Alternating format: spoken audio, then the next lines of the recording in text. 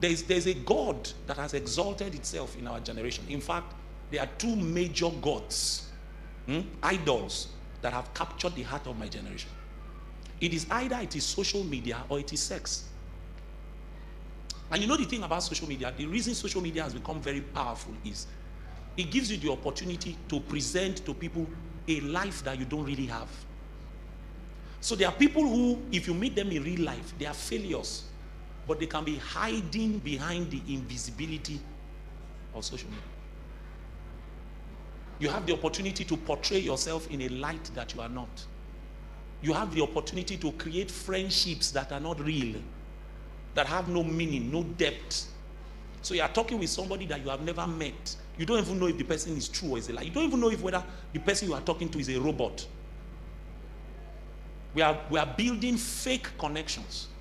The consequence is there are many believers who claim that they love God, but social media gets more of their attention than the things that God loves. So some people cannot do without WhatsApp. If their WhatsApp were to crash, they will be in the hospital. Some people cannot do without Facebook. They even try to spiritualize it. Every day there must be a post on Facebook. When Angel Philomena appears to them, is on Facebook. Because you know, some of you young people now, your encounters even make us feel like we don't know God. Jeremiah visited you in the morning. As you were coming out of your house, it was Elijah. Then when you got to your gate, you saw two people. You didn't know if it was David or it was Paul. You now had to ascend a little. Because when you ascended, you now discovered by the beards that you saw in your last revelation that lasted 15 hours, that you now knew that that was David. Meanwhile, the person who does this thing does not have the discipline to study scriptures consistently. He doesn't know his Bible.